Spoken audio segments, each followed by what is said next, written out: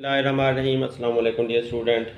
Compound proportion क्या होता है कि जब किसी सवाल के अंदर आपको डायरेक्ट प्रोपोर्शन भी दिया हो, इन्वर्स प्रोपोर्शन भी दिया हो, मतलब ये कि दो क्वांटिटीज़ एक साथ बढ़ भी रही हूँ और कम भी हो रही हूँ, तो ये डायरेक्ट प्रोपोर्शन होता है। और दो मिकदारें, एक बढ़ रही हो और एक कम हो रही हो दो मिकदारों में से, तो ये होता है इन्वर्स प्रोपोर्शन। और अगर कोई ऐसा सवाल है जिसके अंदर डायरेक्ट प्रोपोर्शन भी है, इन्वर्स प्रोपोर्शन भी है, तो वो कंपाउंड प्रोपोर्शन के बारे में सवाल होता है। तो कंपाउंड प्रोपोर्शन क्या हुआ, जिसमें डायरेक्ट प्रोपोर्शन भी हो, इन्वर्स प्रोपोर्शन भी हो, उनका आपस का ताल्लुक देखना हो, तो वो कंपाउंड प्रोपोर्शन होता है। तो एक्सरसाइज 1.18 के अंदर आप कंपाउंड प्रोपोर्शन के बारे में पढ़ेंगे। अब देखें, 30 मैन 30 आदमी रिपेयर आ रोड, एक रोड को बनाते हैं इन 56 डेज 56 दिनों के अंदर, बाय वर्किंग 6 आवर डेली 6 घंटे रोज़ाना काम करके।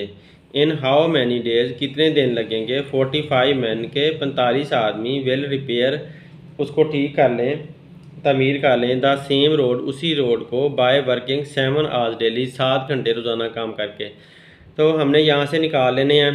पहली लाइन है वो हमें पहली वैल्यूज़ देती है और हमें ये बताती है कि आप कैसे किन किन के दरमियान में देखोगे, रिलेशन किन किन के दरमियान में देखोगे, रेशियो किन के दरमियान में देखोगे। तो देखें, यहाँ पर 30 मैन थे तो हमने मैंने ले लिया। रिपेयर आ रोड इन 56 डेज़, यहाँ डेज़ थे तो हमने दिन ले लिए। By working 6 hours, 6 hours, hours time था तो हमने आवर्स ले लिए, या टाइम लिख लो चाहे आवर्स लिख लो, ये हमने लिख लिया। तो क्योंकि 30 मैन थे तो हमने 30 लिख लिया, 56 डेज थे तो हमने 56 लिख लिया, 6 आवर्स थे तो हमने यहाँ पर 6 लिख लिया। लिहाजा पहली पहली वैल्यूज़ आ गई। अब दूसरी वैल्यूज़ के लिए आगे से देख लो। In how many days, days कितने होंगे, तो डेज़ के नीचे एक्स आ गया। 45 मैन की जगह पर 45 आ गया। अब 7 आवर्स, 7 आवर्स की जगह पर 7 आ गया। अब आपने एरोज लगाने हैं, फिर हल करना है। एरोज लगाते हुए आपने ये सोचना है, ये वाला जो एरो है आपने कुछ सोचना नहीं है, आपने डायरेक्ट एक्स की तरफ कर देना है। नीचे आपने चुप करके इसका हेड एक्स की तरफ कर दें, हेड एक्स की तरफ कर दें।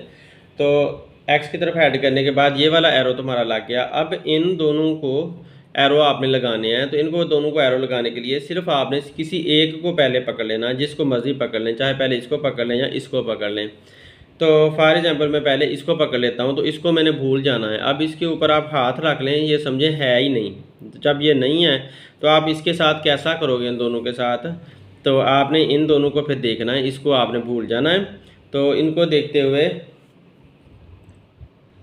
ये मैंने इसको बिल्कुल फिनिश कर दिया है। तो अब इनको देखना है मैंने। तो देखें, पहले 30 मैन थे, अब 45 मैन हो गए हैं। 30 से 45 ज़्यादा आदमी हो गए हैं। आदमी जब ज़्यादा हो गए तो दिन कम लगेंगे या ज़्यादा बनेंगे वही रोड बनाने में, तो जाहिर है रोड बनाने में दिन फिर कम लगेंगे। आदमी आपने बहुत ज़्यादा लगा लिए, 30 से 45 आदमी, 15 आदमी इकट्ठे ज़्यादा कर दिए हैं, तो रोड तो जल्दी जल्दी बन जाएगी, थोड़े से दिनों में बन जाएगी। तो लिहाजा ये दिनों वाला एरो नीचे की तरफ है तो इसका एरो ऊपर की तरफ जाएगा, उल्टा एरो लग जाएगा। क्योंकि एक चीज़ बढ़ रही है तो दूसरी कम हो रही है। आदमी बढ़ रहे हैं तो दिन कम हो रहे हैं, आदमी कम होंगे तो दिन बढ़ जाएंगे। एक चीज़ बढ़ती है तो दूसरी कम हो रही है, जिसका मतलब है इनका उल्टा रिलेशन है, यानी कि इनडायरेक्ट रिलेशन है या इन्वर्सली प्रोपोर्शनल है। तो इन्वर्सली प्रोपोर्शनल का एक एरो नीचे की तरफ है तो दूसरा ऊपर की तरफ लगेगा, उल्टे एरो लगेंगे एक दूसरे के। तो यूँ हमारे ये दोनों उल्टे एरो हो गए। अब आप ऐसा करें कि इसको ढांप लें, ये आपके पास है ही नहीं, तो ये वाली आपके पास मिकदारें दो हैं, एक डेज वाली है एक आवर्स वाली है, ये दो मिकदारें हैं। तो अब इन दोनों मिकदारों को आपने देखना है कि ये डायरेक्ट हैं या इन्वर्स हैं। तो ये एरो तो हमने चुप करके नीचे की तरफ लगाया हुआ है। अब इसको आप देखो कि आवर्स पहले 6 थे अब 7 हो गए, घंटे ज़्यादा हो गए हैं।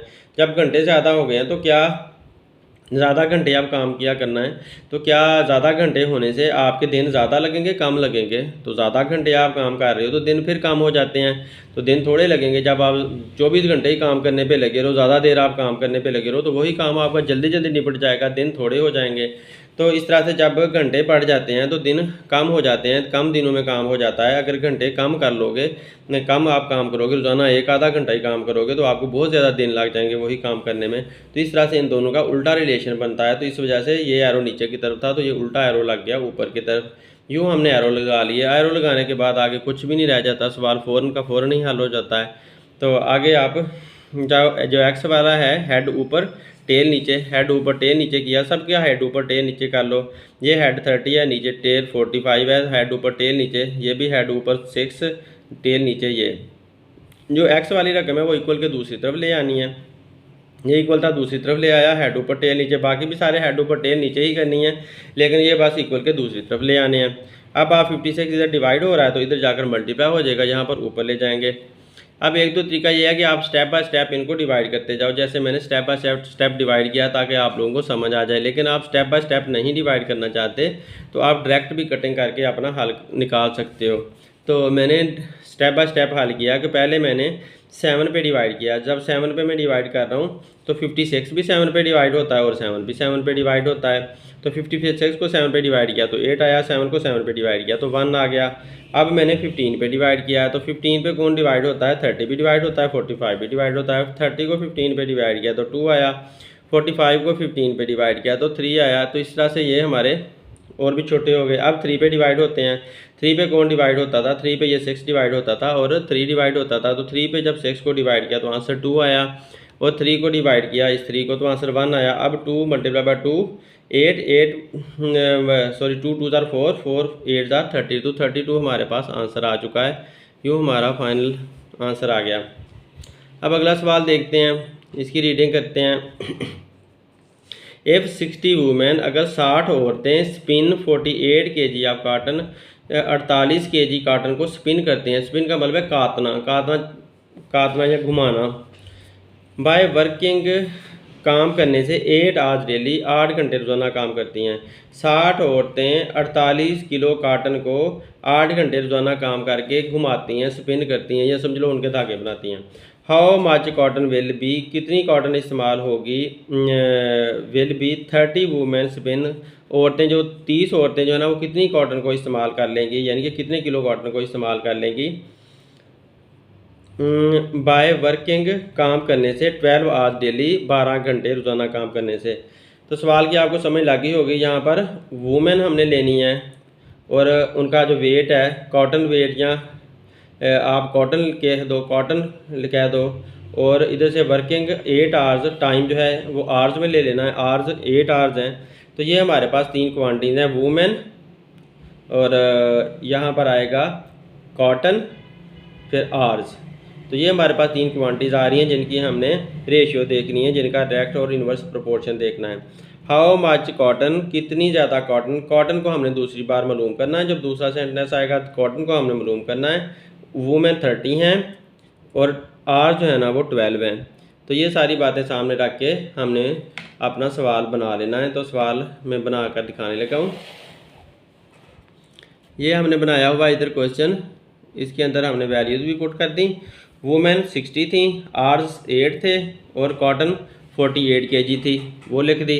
फिर वुमेन 30 बाद में रह गई और आज की 12 थे, बाद में आज 12 हो गए, और कॉटन कितनी उन्होंने स्पिन की, कितनी कॉटन यूज़ की, वो हमने उनको एक्स कर दिया। तो एक्स की तरफ आराम से एरो नीचे की तरफ लगा लो, चुप करके ये एरो नीचे की तरफ लगा दिया। अब ये दोनों क्वांटिटीज़ में से एक क्वांटिटी आपने बतानी है, चाहे वुमेन ख़त्म कर दें या आर्स ख़त्म कर दें। चले मैं वुमेन पहले ख़त्म कर देता हूँ। अब वुमेन्स को ख़त्म कर दिया। अब ये सिंपल सा सवाल बन गया हमारा। तो आप देखें 8 घंटे थे पहले, फिर 12 घंटे, ज़्यादा देर काम करने लग गई हैं। जब ज़्यादा देर काम करने लग गई हैं तो कॉटन ज़्यादा होगी, स्पिन या कम होगी तो कम ज़्यादा स्पिन होगी। अगर घंटे ज़्यादा हो रहे हैं, आप ज़्यादा देर काम करते हैं, तो कॉटन भी ज़्यादा आप स्पिन कर सकते हैं, ज़्यादा कॉटन के धागे बना सकते हैं। अगर आप कम घंटे काम करोगे, थोड़े से घंटे काम करोगे तो थोड़ी सी कॉटन स्पिन होगी, ज़्यादा घंटे काम करोगे तो ज़्यादा कॉटन स्पिन होगी। जैसा एरो ये है वैसा ही एरो ये लगेगा। ये नीचे की तरफ हेड किए हुए है तो इसका हेड भी नीचे की तरफ कर देंगे। अब देखें अगला, ये वाला एरो, ये वाला एरो अब क्या है, कैसे लगाना है। वुमेन 60 थी, अब 30 हो गई, कम हो गई हैं औरतें। पहले औरतें ज़्यादा थीं, अब औरतें कम हो गई हैं। तो औरतें जब कम होती हैं तो कॉटन कम स्पिन होगी, ज़्यादा स्पिन होगी तो कॉटन भी कम स्पिन होगी। जब औरतें कम होती हैं तो कॉटन भी कम स्पिन होती है। अगर औरतें ज़्यादा हो जाती हैं तो ज़्यादा कॉटन वो स्पिन कर लेती हैं, ज़्यादा कॉटन के वो धागे बना लेती हैं। तो लिहाजा ये भी एरो जैसा ये वाला एरो है वैसा ही ये वाला एरो लगेगा। तो यूँ ये भी हो गया डायरेक्ट प्रोपोर्शन। तो हमने सेम तरह के सारे एरो लगा लिए। अब हेड ऊपर, टेल नीचे, एक्स ऊपर, 48 नीचे, और इधर भी सारे हेड ऊपर टेल नीचे, हेड ऊपर कर लिया टेल नीचे, ये भी हेड ऊपर टेल नीचे। तो सबके हेड ऊपर टेल नीचे कर देने हैं। एरो का जो एरो वाला निशान है वो ऊपर हो जाएगा, ये नीचे हो जाएंगे। तो सबके आपने ऐसे ही करते जाने हैं। मैंने सबके सारे सवालों के अंदर एक ही तरीका कार रखा है ताकि आप लोगों को कोई कन्फ्यूजन हो ही ना। तो अब जब ये कर लिया, अब आप कटिंग शटिंग करके आंसर निकाल दो। तो एक तरीका तो वही है जो मैं कर रहा हूँ, बाकी आप अपना तरीका भी यूज़ कर सकते हो, लेकिन बस एहतियात करने की मिस्टेक ना होने पाए। जिसके साथ आपने ऊपर वाले को डिवाइड करना है उसी के साथ आपने नीचे वाले को भी डिवाइड करना है।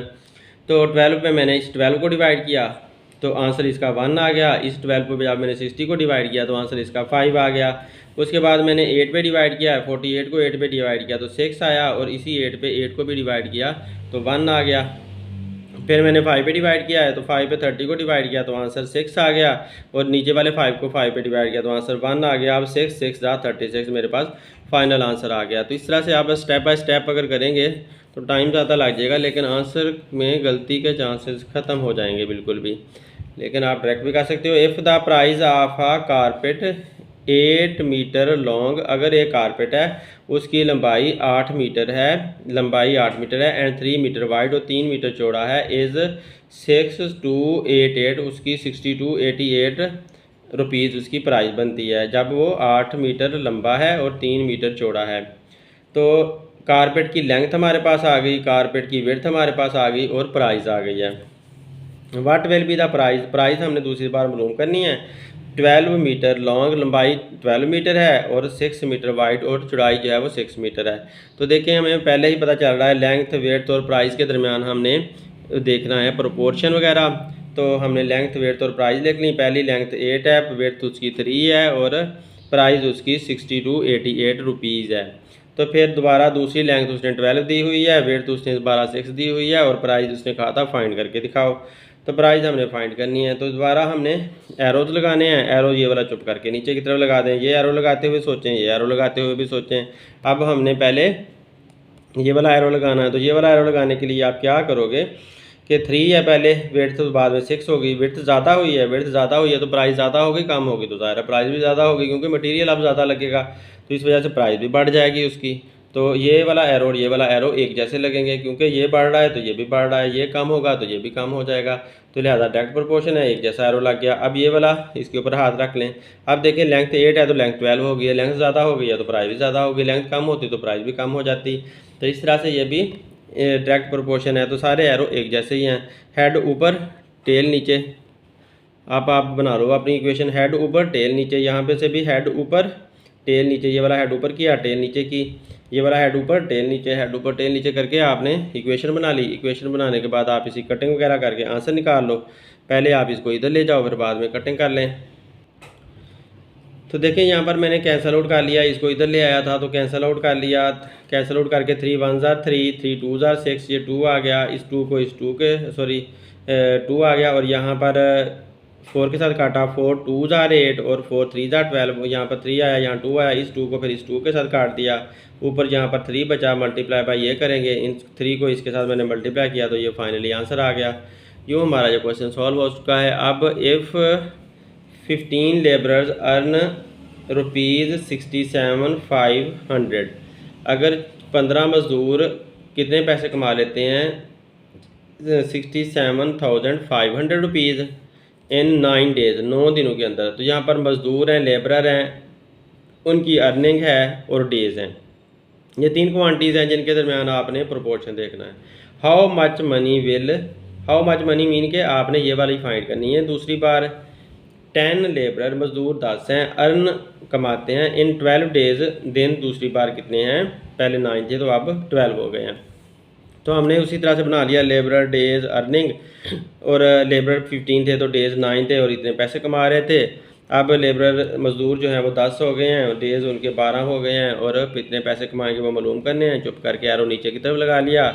इस एरो को लगाते हुए सोच लेते हैं, 9 में दिन थे तो 12 दिन बन गए, दिन ज़्यादा हो रहे हैं तो ज़्यादा पैसे भी ज़्यादा कमा लेंगे, ज़्यादा दिन काम करते रहेंगे तो ज़्यादा पैसे उनके इकट्ठे हो जाएंगे। तो ज़्यादा ये वाला जैसे एरो है उसी तरह का एरो ये बनेगा। एक ये चीज़ बढ़ रही है तो ये भी बढ़ रही है, ये कम होती है तो ये भी कम होती है, इस वजह से डायरेक्ट प्रोपोर्शन है। अब इसके ऊपर हाथ रख लें तो इसको देखते हैं, 15 से 10 हो गए हैं, मज़दूर कम हो गए हैं तो पैसे भी कम मिलेंगे, मज़दूर ज़्यादा होते तो पैसे भी ज़्यादा होते, क्योंकि सारे मज़दूरों के इकट्ठे पैसे बन रहे थे ना। तो मज़दूर ज़्यादा होंगे तो पैसे भी उनको ज़्यादा इकट्ठे कर लेंगे, वो ज़्यादा अर्निंग कमा लेंगे, और मज़दूर कम हो जाएंगे तो पैसे भी उनको कम मिलेंगे। इस वजह से ये भी वैसा ही एरो लगेगा जैसा ये एरो है, तो सेम तरह के एरो लग जाएंगे। हेड ऊपर टेल नीचे, हेड ऊपर टेल नीचे, सबका हेड ऊपर टेल नीचे कर लिया, तो ये हमारे पास रिलेशन बन गया। अब इनकी कटिंग कर लो। जब कटिंग इसको पहले इधर ले आएँ, इसको इधर ले आएँ और कटिंग कर लिया मैंने। कटिंग करते हुए देखें कितना गंदा हो जाता है, तो बेहतर यही है कि साइड पे रख के हम डिवाइड कर लिया करें। तो अब कटिंग मैंने कैसे की है ये बता देता हूँ। तो 15 को 5 पे डिवाइड किया, 15 को 5 पे डिवाइड करेंगे तो 3 आंसर आएगा, और 10 को 5 पे डिवाइड करेंगे तो 2 आएगा। तो यहाँ पर 3 आ गया और यहाँ पर ये 2 आ गया। अब इस 12 और 9 को, इस 12 और 9 को 3 पे डिवाइड किया, 12 को 3 पे डिवाइड किया तो आंसर 4 आया, और 9 को 3 पे डिवाइड किया तो आंसर 3 आ गया। अब ऊपर 2 और 4 बचा हुआ है, नीचे ये वाला 3 और ये 3 बचा हुआ था। तो इस एक 3 को पहले मैंने ले लिया, इस 3 को फॉर एग्जांपल 3 को 22, ये जो 22,500 है ना, इसको डिवाइड किया। 22,500 को जब 3 पे आप डिवाइड करोगे तो आंसर 6,7,500 को जब आप 3 पे डिवाइड करोगे तो आंसर 22,500 आएगा। कैसे आएगा? 3 2 जार 6, 3 2 जार 6, यहाँ से 1 और यहाँ से 5 बचा 15, और 3 5 जार 15, और ये वाला जो दोनों ज़ीरो हैं ये यहाँ 7 ऊपर चली गई। अब इसके साथ काटना है तो 22 3 7 जार 21 आ जाएगा, 7 जार 21 आया, 1 और 5 बच गया 15, और 3 5 जार 15, यहाँ 5 आ गया, और ये दोनों 0 7 आ गए। तो इस तरह 7500 आंसर आया। अब 2 4 जार 8, 8 को जब 7500 के साथ आप मल्टीप्लाई करोगे तो आपके पास ये वाला फाइनल आंसर 6000 आ जाएगा। तो इस तरह से आप कटिंग कर सकते हो, और आप ऐसा भी कर सकते हो कि आप कैलकुलेटर के साथ, अगर कैलकुलेटर अलाउ हो, 10 को मल्टीप्लाई बाय 12 करें, मल्टीप्लाई बाय 67500 करें। जो आंसर आए उसको पहले आप 15 पे डिवाइड कर दें, फिर जो आंसर आए उसको दोबारा आप 9 पे डिवाइड कर दें, तो तब भी आपके पास डायरेक्ट यही वाला आंसर आ जाएगा। अब नेक्स्ट देखते हैं 70 मैन, 70 आदमी कैन कंप्लीट अ वॉल, एक दीवार को मुकम्मल कर सकते हैं, ऑफ 150 मीटर लॉन्ग, जो कि 150 मीटर लंबी है, इन 12 डेज, 12 दिनों में। How many man will complete, कितने आदमी मुकम्मल करेंगे, the wall of length 600 metre, वो दीवार जो 600 मीटर लंबी है, इन 30 डेज, 30 दिनों के अंदर। दूसरी बार हमने क्या फाइंड करने हैं? मैन हमने फाइंड करने हैं।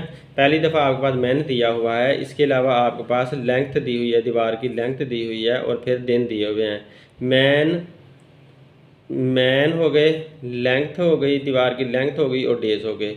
ये 3 क्वांटिटीज़ के दरमियान हमने ताल्लुक देखना है। दूसरी बार हमने मैन फाइंड करने हैं। मैन एक्स आ जाएगा, वाल की लेंथ तो वाल 600 आ जाएगी, और डेज जो है ना वो 30 आ जाएंगे। तो इस तरह से हमने बना लेना है।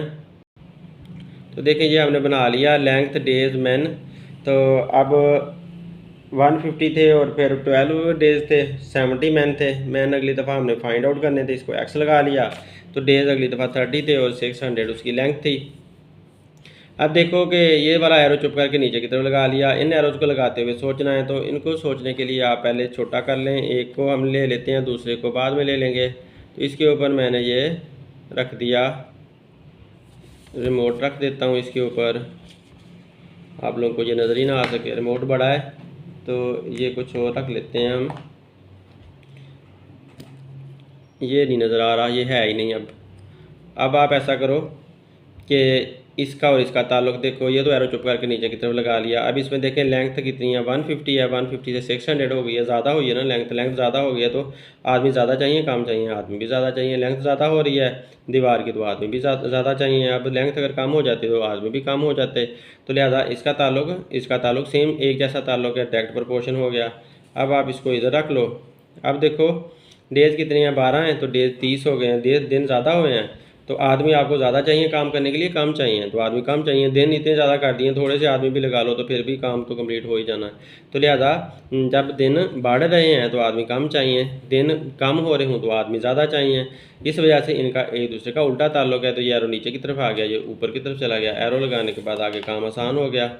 हेड ऊपर टेल नीचे, ये भी हेड ऊपर टेल नीचे। तो हेड ऊपर करेंगे, टेल नीचे करेंगे। ये भी हेड ऊपर 600 ऊपर और टेल नीचे 150 नीचे। तो इस तरह हेड और टेल ऊपर नीचे करके जो हेड हैं सारे ऊपर कर लें हमेशा, टेल हमेशा नीचे करनी है। तो आंसर आ जाते हैं 70। इधर मल्टीप्लाई हो रहा था, इधर आकर डिवाइड हो गया।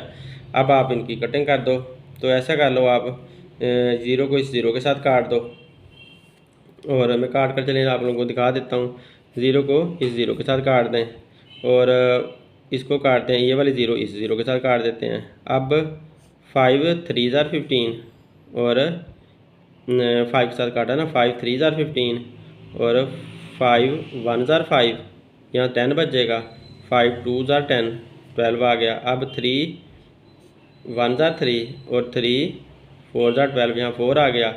अब यहाँ पर नीचे 3 बचा हुआ है, कि ये 3 1 ज़ार 3, और 3 4 ज़ार 12, 4 आ गया। 4 को 4 से मल्टीप्लाई किया तो 16 आया।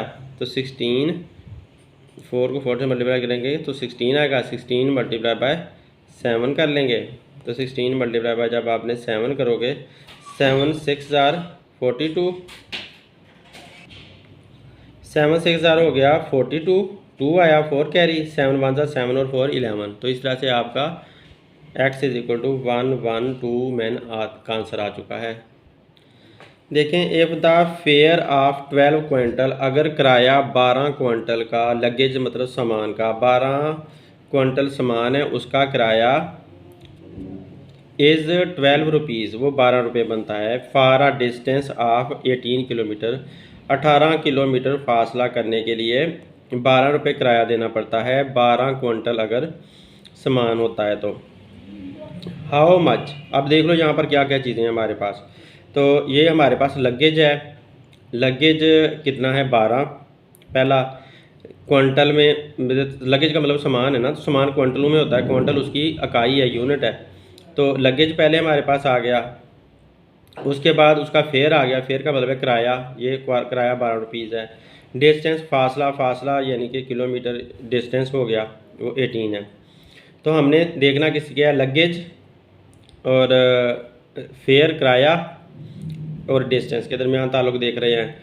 How much fair will be, कितना किराया होगा। चार्ज मतलब लिया जाएगा।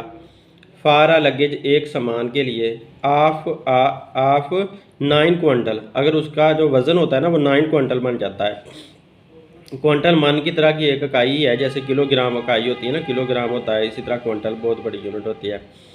For a distance of 20 kilometre, फासला आप 20 किलोमीटर करवाना है, तो उसके लिए कितना आपको किराया देना पड़ेगा, ये हमने मालूम करना है। तो देखिए, हमने ये बना लिया पहले लगेज, डिस्टेंस, फेयर, ये हमने उसकी तीनों मिकदारें ले ली हैं जिनका हमने प्रोपोर्शन देखना है। लगेज 12 है, पहले जो लगेज था वो 12 था, सामान 12 था, 12 क्विंटल था। उसके बाद डिस्टेंस कितना कराना था उसको तय, डिस्टेंस उसको करवाना था 18 किलोमीटर। तो डिस्टेंस 18 किलोमीटर आ गया। और किराया कितना था, फेयर 12 रुपीज़ था, तो फेयर 12 आ गया। अब दोबारा जब अगला सेंटेंस शुरू हुआ, how much fair, how much fair, fair मतलब किराया हमने मालूम करना है, तो उसको एक्स कर देंगे। Will be charge for a luggage of 9 quintal, luggage 9 quintal है अब, यानी कि सामान 9 क्विंटल है। डिस्टेंस कितना है 20 किलोमीटर, तो डिस्टेंस की जगह 20 आ गया। तो इस तरह से हमने अंदर वैल्यूज़ पुट कर ली हैं। अब आगे क्या काम है, आगे एरो ये वाला तो चुप करके लगा लो, नीचे की तरफ एक्स की तरफ इसका हेड कर दो। उसके बाद ये वाले एरो लगाते हुए सोचना है। तो सपोज़ हमने इसके ऊपर हाथ रख लिया, इसको देखते हैं, सिंपल बन गया। 18 डिस्टेंस है तो 20 डिस्टेंस हो गया। डिस्टेंस ज़्यादा हुआ तो किराया ज़्यादा देना पड़ेगा, कम ज़्यादा देना पड़ेगा। 18 से 20 हो गया, फासला ज़्यादा फासला हुआ तो आपको किराया भी ज़्यादा ही देना होगा। फासला कम होता तो किराया भी कम हो जाता। तो डायरेक्ट प्रोपोर्शन हुआ, डायरेक्ट प्रोपोर्शन का जैसा ये एरो है वैसे ही एरो लग गया। अब इधर हाथ रख लो, लगेज 12 था, 9 हो गया। लगेज 12 था, सामान ज़्यादा था, सामान कम हो गया। जिस सामान कम हो जाएगा तो किराया ज़्यादा देना पड़ेगा, कम ही देना पड़ेगा। जब सामान कम हो रहा है तो किराया भी कम देना पड़ेगा। अगर सामान ज़्यादा हो गया, वज़न सामान का ज़्यादा हो जाएगा तो ज़्यादा किराया देना पड़ेगा। जैसा एरो ये है वैसा ही एरो ये लगा देंगे, दोनों सेम तरह के एरो लग जाएंगे। यूँ हमने अब एरो लगाने के बाद हेड ऊपर टेल नीचे, तो हेड ऊपर टेल नीचे, ये भी हेड ऊपर टेल नीचे, हेड ये वाला है, टेल ये वाली है। इसको पहले लिखो, इसको बाद में लिखो, इससे कोई फ़र्क नहीं पड़ता, जिसको मर्जी जहाँ मर्जी लिख लें, क्योंकि मल्टीप्लाई हो रहे हैं ना। मल्टीप्लाई होने में आगे पीछे लिखने से, इधर या इधर लिखने से कोई फ़र्क नहीं पड़ता होता। तो क्योंकि उनका तरतीब बदलें, जैसे 2 मल्टीप्लाई बाय 3 करें तो आंसर फिर भी 6 ही आना है, और अगर 3 मल्टीप्लाई बाय 2 करें तो तब भी आंसर 6 ही आना है। तो कोई फ़र्क नहीं पड़ता तरतीब बदलने से। तो लिहाजा हेड ऊपर टेल नीचे 20/18 आया, ये भी हेड ऊपर टेल नीचे 9/12 आया। अब इधर नीचे 12 आया हुआ है, इस 12 को आप उठाकर इधर ले आओगे, उधर डिवाइड जो हो रहा था यार इधर मल्टीप्लाई हो जाएगा। तो आप कटिंग कर दो, 12 को 12 से काट दें, 9 1 9, 9 2 18, 10 को 20 को 2 पे डिवाइड किया तो आंसर 10 आ गया। इस तरह से ये हमारे आंसर आए हुए हैं। ये काट कर भी दिखा देता हूँ, 9 1 9, 9 2 18, तो 2 1 2, 2 10 20, 10 हमारे पास आंसर आ गया। 10 रुपीज़ किराया देना पड़ेगा। ये देखें जनाब, 14 मैसन्स 4 मिस्त्री कैन बिल्ड बना सकते हैं अ वॉल एक दीवार को ऑफ 12 मीटर हाई 12 मीटर ऊंची इन 12 डेज 12 दिन के अंदर। 14 मिस्त्री एक दीवार को 12 मीटर जो कि ऊंची है 12 दिनों के अंदर बना लेते हैं। हाउ मैनी मैसन, कितने आप लगाओगे काम करने वाले मिस्त्री वगैरह, विल बी नीडेड जिनकी ज़रूरत होगी, टू बिल्ड अ वॉल एक दीवार बनाने के लिए, अब 120 मीटर हाई 120 मीटर उसकी ऊंचाई हो, इन 7 डेज 7 दिनों के अंदर। 7 दिनों के लिए कितने आपको मिस्त्री लगाने पड़ेंगे कि 120 मीटर ऊंची दीवार बन जाए। तो अब देखें 120 मीटर ऊंची हो या लंबी हो ये नहीं बताया हुआ, तो 120 मीटर दीवार को बनाने के लिए तो हमने किसका ताल्लुक देखना है, एक मैसन है मिस्त्री हैं और 12 मीटर लेंथ है, लंबाई देखनी है और डेज देखने हैं। तो मैसन है, हाइट है और डेज है। तो मैसन हाइट और डेज, हाई यहाँ पर दिया हुआ सॉरी हाई, तो मैसन और हाइट और डेज ये हमारे पास 3 क्वांटिटीज हैं जिनका प्रोपोर्शन देखना है। तो मैसन यहाँ पर पहले 14 थे, 14 मिस्त्री काम कर रहे थे और 12 मीटर ऊंची बना रहे थे और 12 दिन लगा रहे थे। अब क्या हो गया कि मैसन कितने चाहिए, हाउ मैनी मैसन, मैसन कितने चाहिए वो एक्स बन जाएगा। हाइट कितनी है 120 लेनी है। अब दिन कितने हैं लगाने हैं 7 दिन, 7 डेज आ जाएगा। चुप करके एरो इसका नीचे की तरफ लगाते हैं, एक्स वाला एरो नीचे की तरफ हेड कर दिया। अब इनका हेड करते हुए सोचें 12 हाइट 12 थी तो हाइट कितनी होगी 120। जब हाइट 12 है तो उससे 120 होगी, हाइट ज़्यादा हुई है ना, तो हाइट ज़्यादा हुई है तो मज़दूर भी ज़्यादा लगाने पड़ेंगे, मिस्त्री भी ज़्यादा लगाने पड़ेंगे। हाइट ज़्यादा हो रही है तो मिस्त्री ज़्यादा लगाने पड़ते हैं, हाइट कम होती है तो मिस्त्री भी कम लगाने पड़ते हैं। तो जैसा ये है वैसा ये है, डायरेक्ट प्रोपोर्शन है, सेम एरो लग जाएगा। अब देखो दिन यहाँ पर 12 हैं तो दिन 7 हो गए हैं, दिन कम हो गए जनाब, दिन कम हुए हैं तो क्या है, तो मज़दूर ज़्यादा लगाने पड़ेंगे कम। जब दिन कम हुए हैं तो मज़दूर ज़्यादा लगाने पड़ेंगे, वो दीवार बनानी है आखिर। तो जब दिन कम हो रहे हैं तो आपको मज़दूर ज़्यादा लगाने पड़ते हैं, अगर दिन ज़्यादा हो जाएं तो मज़दूर आपको कम लगाने पड़ते हैं। तो इसको तो आप बिल्कुल छुपा लो। तो लिहाजा ज़्यादा होने से कम होता है और कम होने से ज़्यादा हो रहे हैं।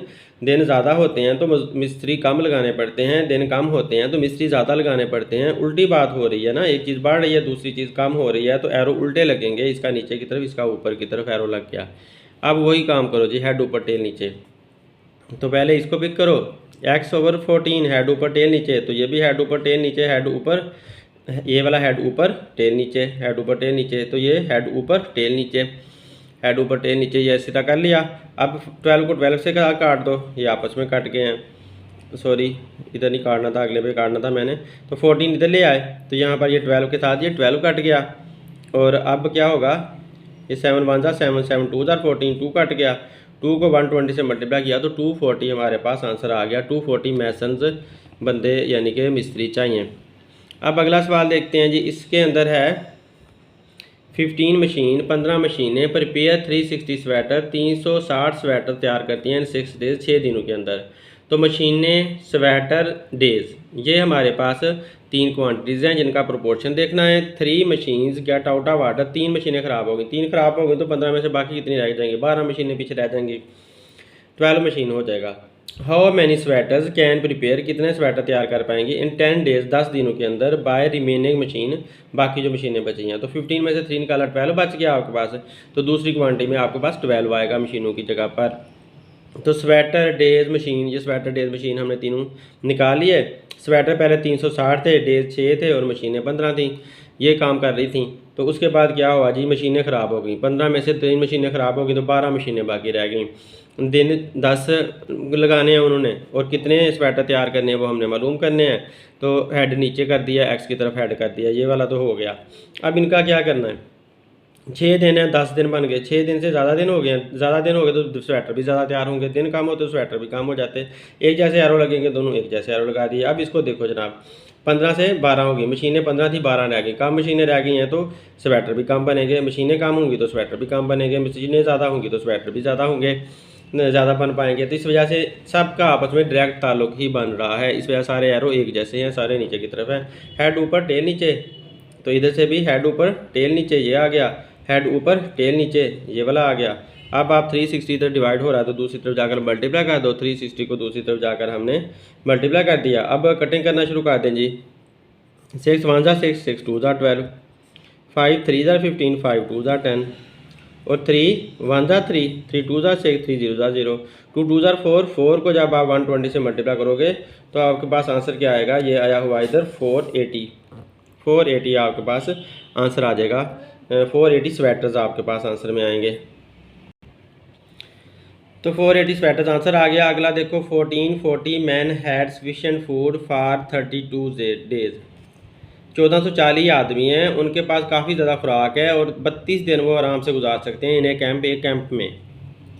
हाउ मैनी मैन में लीव, कितने आदमी चले जाएं, लीव द कैंप, कैंप को छोड़ जाएं, so that the same food, कि जितनी फूड पहले थी ना उतनी ही फूड रहे, ये सफिशिएंट वो काफ़ी हो जाए, फॉर 40 डेज 40 दिनों के लिए।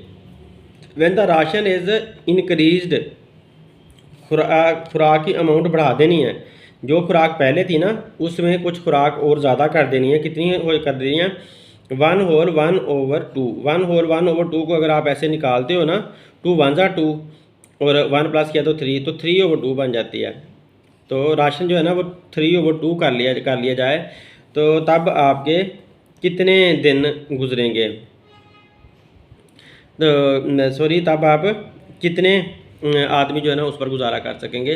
तो ये हमारी जो है ना स्टेटमेंट बन रही है। अब देखें कि यहाँ पर हिंट भी दी हुई है आपके सवाल के अंदर, दी फर्स्ट एलिमेंट यानी कि फूड जो है, आपने फूड को फर्स्ट अगर लिया है तो फूड इज़ 1, उसका फूड का जो पहला एलिमेंट है वो 1 के तौर पे 1 लेना है, एंड सेकंड एलिमेंट फूड का जो सेकंड नंबर पे लेना है वो 3/2 लेना है।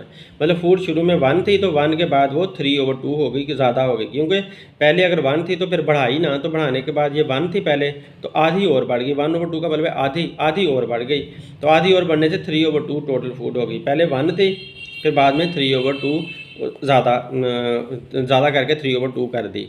तो अब आपने देखना है कि क्या है, मैंने आपके पास एक क्वांटिटी आपके पास मैन है, दूसरे आपके पास क्या है डेज़ हैं, तीसरी आपके पास फूड है। फूड कहो या राशन कहो या आप एक ही बात है, तो तीसरी फूड है। तो अब देखें हमने इनका रिलेशन देखना है। तो राशन का मतलब है फूड, मैन आदमी, डेज दिन। तो अब हमारे पास जो पहली क्वांटिटी है उसने कहा था कि राशन के लिए पहला आप 1 लोगे और मैन के लिए 1440 मैन पहले थे और 32 डेज थे। तो फिर डेज जो है ना वो 40 दिन आपने 40 गुजारने हैं और मैन कितने लीव कर जाएं, उसने कहा था ना कितने आदमी छोड़कर चले जाएं, तो ये एक्स मैन की जगह पर एक्स आ गया। तो 3/2 जो है ना हमारी दूसरा राशन की अमाउंट 3/2 आ गई। तो इस तरह से हमने ये डाटा कलेक्ट कर लिया सारा। अब इसका एरो तो चुप करके आपने उसी तरह से नीचे की तरफ लगा देना है। तो ये आपने नीचे की तरफ लगा दिया। जब ये आपने एरो नीचे की तरफ लगा लिया तो इन एरोज को लगाते हुए फिर से आपने सोचना है, फॉर एग्जांपल इसके ऊपर मैंने हाथ रख लिया तो इधर से आप देखते हैं डेज़ 32 हैं, अब डेज़ 40 हो गए, दिन ज़्यादा हो रहे हैं। तो दिन पहले 32 थे, आप दिन ज़्यादा कर रहे हैं। जब दिन ज़्यादा कर रहे हैं तो आपको कितने आदमी छोड़ने चाहिए। तो देखिए जब दिन ज़्यादा हो रहे हैं, 32 से 40 दिन हो रहे हैं, तो आदमी कम छोड़कर जाने चाहिए। अगर कम आदमी छोड़कर जाने चाहेंगे तो तब ही वही सेम फूड यानी कि सेम खुराक काफ़ी दिनों के लिए चलती रहेगी। तो जब दिन बढ़ रहे हैं तो आदमी कम छोड़कर जाने चाहिए। तो ये इनका और इनका एक दूसरे के साथ उल्टा ताल्लुक है। अगर दिन कम हो रहे हों तो आदमी फिर ज़्यादा छोड़कर जाएंगे तो तभी खुराक उतने दिन चल सकेगी, क्योंकि उसने यहाँ पर सेम फूड का वर्ड यूज़ किया हुआ है। सवाल के अंदर सेम फूड का वर्ड यूज़ किया हुआ है। तो सेम फूड का वर्ड को सेटिस्फाई करने के लिए आपने इस तरह से सोचना है कि अगर दिन बढ़ रहे हैं तो कम आदमी छोड़कर जाएंगे तो खुराक चलती रहेगी, और अगर दिन कम हो रहे हों तो ज़्यादा आदमी छोड़कर जाएंगे तो खुराक चलती रहेगी। तो अब यहाँ पर दिन बढ़ रहे हैं तो इसका मतलब है कम आदमी छोड़कर जाएंगे तो तब खुराक चलती रहेगी। तो इसका और इसका एक दूसरे का उल्टा ताल्लुक बन रहा है, इस वजह से ये एरो नीचे की तरफ है तो ये एरो ऊपर की तरफ लगाया। अब आप इधर हाथ रख लो तो अब इसको देखते हैं। राशन पहले 1 था, अब राशन इंक्रीज़ हुआ है, ज़्यादा हुआ है, 3/2 हो गया, यानी कि 1/2 यानी कि आधा 0.5 ज़्यादा हो गया है। तो राशन पहले 1 था, राशन अब इंक्रीज़ हुआ है, ज़्यादा राशन हुआ है। जब ज़्यादा राशन होगा मतलब ज़्यादा खाना खाने लग जाएंगे तो आदमी कम होंगे, कम आदमी को छोड़कर जाना चाहिए। फिर जब देखे ना ज़्यादा आदमी एक बंदा है वो पहले 1 रोटी खा रहा था, अब वो 2 रोटियां खाने लग गया या 1.5 रोटी खाने लग गया। पहले वो 1 रोटी खा रहा था, अब वो 1.5 रोटी खाने लग गया है। जब 1.5 रोटी खाने लग गया है तो कम आदमी को छोड़कर जाना चाहिए, क्योंकि एक बंदे ने ज़्यादा खाना शुरू कर दिया है। तो ज़्यादा खाना शुरू कर दिया है तो फिर तो जब राशन इंक्रीज़ कर दिया तो बंदे डिक्रीज़ ही होंगे, तो तभी वही वाली फूड जो है वो चल सकेगी।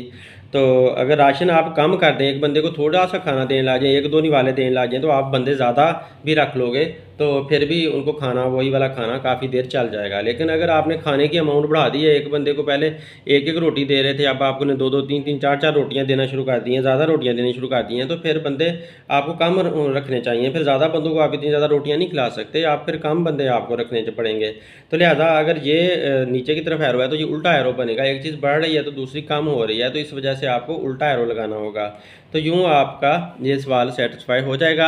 अब आप वही काम करो, एक्स ऊपर यानी कि हेड ऊपर टेल नीचे, इधर से भी हेड ऊपर टेल नीचे, यहाँ से भी हेड ऊपर, हेड में 1 है हेड ऊपर और टेल नीचे, टेल पे 3/2 है, 3/2 नीचे लिख देंगे।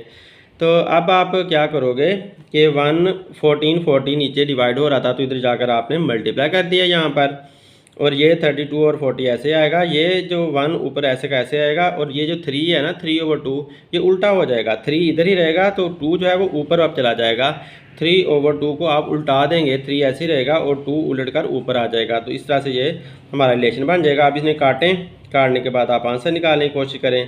तो ये कैसे कटता है, यूँ काट लेते हैं कि 8 4 ज़ा 32 और 8 5 ज़ा 40 ऐसे काट लेते हैं। तो अब इसको काटें आप 3 को इसके साथ, तो 3 4 ज़ा 12 होगा और 3 8 ज़ा 24 होगा, क्योंकि यहाँ पर 2 बचेगा, ये 4 8 ज़ा 24, ये 0 आ जाएगी।